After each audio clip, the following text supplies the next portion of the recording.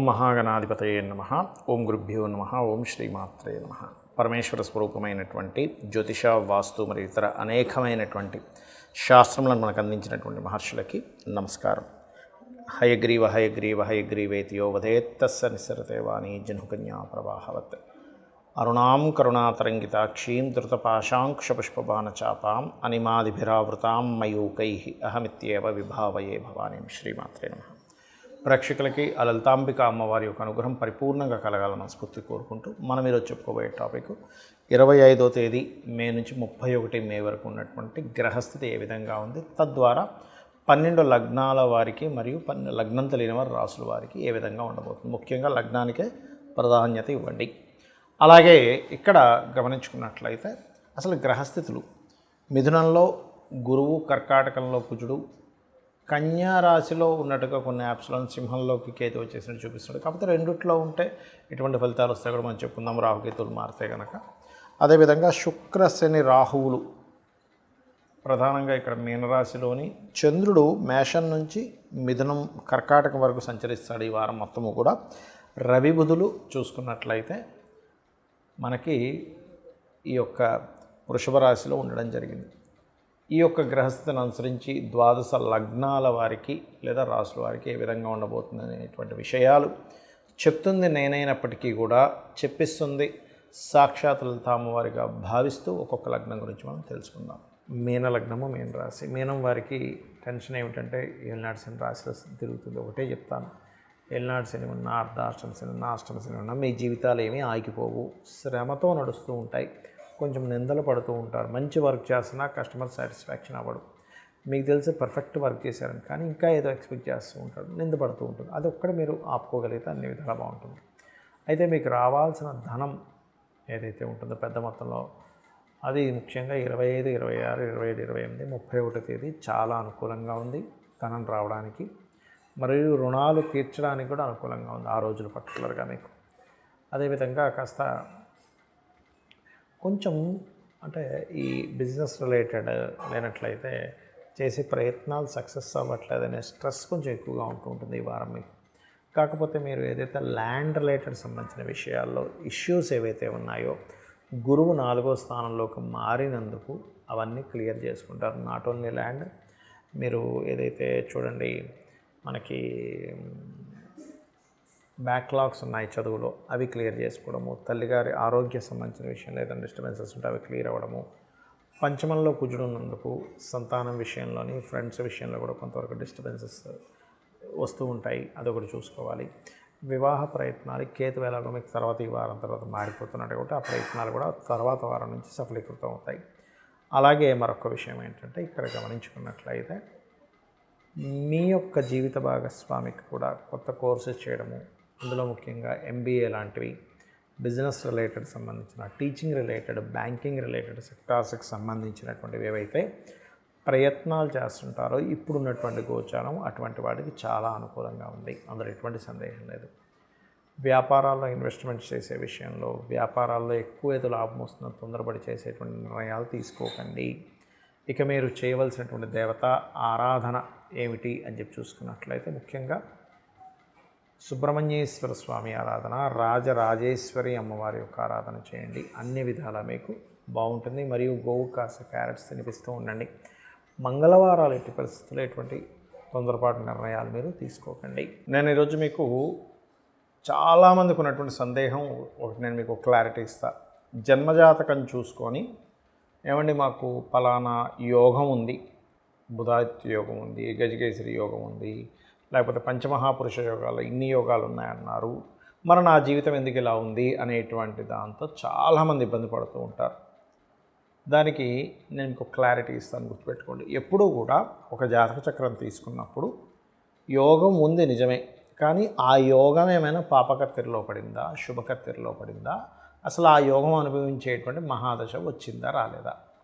అంటే ఎలా అంటే చిన్న ఎగ్జాంపుల్, మనకు ఒక చక్కటి కారు ఉందండి, మంచి హైఫై కారు ఉంది ఉదాహరణకి అనుకుందాం. ఒక 2-3 కోట్ల రూపాయల కారే ఉంది, కానీ ఆ కారు టైర్ పంచర్ అయింది, లేదా పెట్రోల్ లేదు, లేదా స్టార్ట్ అవ్వట్లేదు. ఏం లాభం? ఆ కారు రిపేర్ అయితే కానీ అది ముందుకు వెళ్ళదు. అలాగే మీకు ఎటువంటి యోగం ఉన్నా ఫస్ట్ ఆఫ్ ఆల్ ఆ యోగం ఎలా ఉంది, పాపకత్తెరలో ఉందంటే ఇప్పుడు నేను చెప్పిన కారు ఉదాహరణలాగా. మరికొంతమందికి కారు ఉంది కానీ దాని కీస్ మన దగ్గర లేవు, కీస్ ఫాదర్ తీసుకెళ్లారు, ఒక 2-3 గంటల తర్వాత వస్తారు. ఇది ఎలాంటి ఉదాహరణ అంటే మీ జన్మజాతకంలో యోగం ఉంది, ఏ పాపకత్తెరలో లేదు, కానీ ఆ యోగాన్ని అనుభవించే సమయం రాలేదు, మహాదశ రాలేదు. అంటే చూడండి, కొంతమంది రాజకీయాల్లోకి వెళ్తారు, వెళ్ళి ఒక ఫస్ట్ టైం సీఎంగా పోటీ చేసి ఓడిపోతారు. అంత మాత్రం చేత ఆయనకి యోగం లేదని కాదు, ఓడిపోయినంత మాత్రాన ఇప్పుడు ప్రజెంట్ ఉన్న కండిషన్లో అతనికి సీఎం అయ్యే యోగం లేదు. మళ్ళీ 5 years తర్వాత ప్రయత్నించినప్పుడు ఖచ్చితంగా మళ్ళీ గెలుస్తాడు, లేదా ఒక్కొక్కసారి 2 times ఫెయిల్ అయ్యి 3rd time గెలుస్తారు. కొంతమంది 5-6 సార్లు ఫెయిల్ అయ్యి 7వసారి గెలిచే సమయం కూడా. అంటే ఏమిటి, ఆ పర్టికులర్ టైంలో ఆ యోగం యాక్టివ్ అవుతుంది, గుర్తుపెట్టుకోండి. అలాగే మరొక విషయం ఏంటంటే, యోగం ఉందండి కానీ దగ్గర దాకా వచ్చి మిస్ అయిపోతున్నాయి. భూయోగాలు ఉన్నాయన్నారు, ధనయోగాలు ఉన్నాయన్నారు, ఇంకేమిటి నాకు ఇంక వచ్చేసిందని మిస్ అవుతుందంటే యోగము అవయోగం 2 కలిసి ఉన్నాయి. అందుకే చూడండి, కొంతమంది రాజకీయ నాయకులు కూడా కొంచెం తేడాతో, కొన్ని జస్ట్ ఒక 5-10 ఓట్ల తేడాతో ఓడిపోయారు అంటూ ఉంటాం. ఎమ్మెల్యేలు, ఎంపీలు ఇలాంటి వాళ్ళు చూసారు. అంటే ఏమిటి, యోగము అవయోగం కలిసింది. కాబట్టి మీరు ఎప్పుడైనా సరే ఒక జన్మజాతకం తీసుకున్నప్పుడు మీకుండే యోగాలు ఎన్నున్నాయనేది కాకుండా ఆ యోగాలు అసలు ఎప్పుడు ఫ్రూట్ఫుల్ అవుతున్నాయి, ఫ్రూట్ఫుల్ అవ్వాలంటే ఏం చేయాలి, అసలు మీకున్న యోగానికి తగ్గట్టుగా మీరు ప్రొఫెషన్ని కానీ బిజినెస్ని కానీ ఎంచుకున్నారా లేదా, ఒకవేళ యోగము అవయోగం కలిసి ఉంటే ఆ అవయోగం పోవడానికి మీరు ఎటువంటి నామస్మరణ చేస్తున్నారు, ఎటువంటి దేవారాధన చేస్తున్నారు, ఎవరి స్తోత్రం చదువుతున్నారు అనేది చాలా ముఖ్యం మీకు ఇక్కడ. అర్థమైందండి? అంతేగాని చాలామంది ఏలినాడు శని వస్తుంది అందుకే నా జీవితం ఎలా ఉంది, కాల్సలో దోషం ఉంది అందుకే నా జీవితం ఇలా ఉందని ఆగిపోతుంటారు. అది కరెక్ట్ కాదు. మీ పర్సనల్ చార్ట్లో ఏ యోగం ఎంతవరకు ఉంది, యోగం లేనటువంటి జాతకం ఉండదు, అవయోగం లేని జాతకాలు కూడా ఉండవు, గుర్తుపెట్టుకోండి. ప్రతి జీవి ఈ భూమి మీద జన్మించారు అంటే పాపము పుణ్యము 2 ఉంటేనే జన్మ ఉంటుంది. కొన్నిసార్లు ఉట్టి పుణ్యం ఉన్నా సరే జన్మ ఉంటుంది, ఉండదని కదా. వాళ్ళు ఎక్కువ బాగా అనుభవిస్తారు, ఎక్కువ పాపం ఉండి జన్మిస్తే ఎక్కువ ఇబ్బందిని అనుభవిస్తారు. అలా ఫస్ట్ ఆఫ్ ఆల్ ఏంటంటే ఇక్కడ మీరు అర్థం చేసుకోవాల్సింది, ఏ యోగం ఎప్పుడు యాక్టివ్ అవుతుంది, వెయిట్ చేయాలి, ఒక సమయం అనేటువంటిది వస్తుంది. ఇలాంటి విషయాలు మనకి రామాయణ మహాభారతాల్లో కూడా చాలా ఘట్టాల్లో చెప్పడం జరిగింది. మరి ఎటువంటి యోగమైనా మీకు యాక్టివ్ అవ్వాలంటే మీరు చేయవలసింది ఏమిటంటే నిత్య దేవతారాధన.